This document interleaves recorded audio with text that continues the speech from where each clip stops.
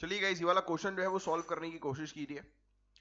तो बड़ा ही इंटरेस्टिंग सा क्वेश्चन है, इंडियन इंडिपेंडेंस प्लान से रिलेटेड क्वेश्चन है। तो सबसे पहले अगर मैं आपसे क्रिप्स ऑफर की बात करूं तो 1942 का क्रिप्स ऑफर था। इसमें power transfer world war second के बाद करने का प्रपोजल जो है वो दिया गया था। हालांकि इसकी टाइमिंग जो थी वो अनसर्टेन थी, बस इतना लिख दिया था कि वर्ल्ड वॉर सेकेंड के बाद जो है वो इंडिया को पावर ट्रांसफर कर दिया है, कब होगी ये एग्जैक्ट नहीं था।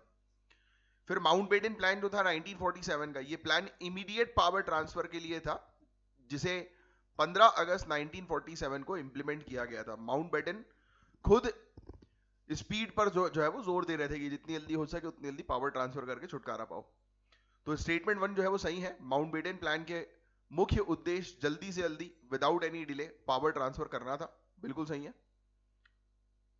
नेक्स्ट अगर स्टेटमेंट की बात करें तो क्रिप्स प्रपोजल 1942 का जो मैंने आपको बताया, तो क्रिप्स ऑफर में यह प्रोविजन था कि जब न्यू कॉन्स्टिट्यूशन बनेगा तो ब्रिटेन और कॉन्स्टिट्यूएंट असेंबली के बीच एक ट्रीटी होगी। इस ट्रीटी में माइनॉरिटीज के इंटरेस्ट को प्रोटेक्ट करने के प्रोविजंस होना जरूरी था। फिर माउंटबेटन प्लान जो था 1947 का,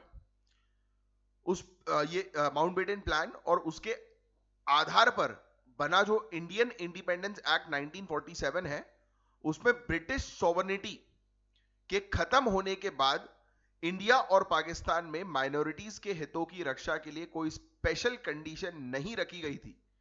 यह माना गया कि यह नए डोमिनियन गवर्नमेंट की रिस्पॉन्सिबिलिटी होगी।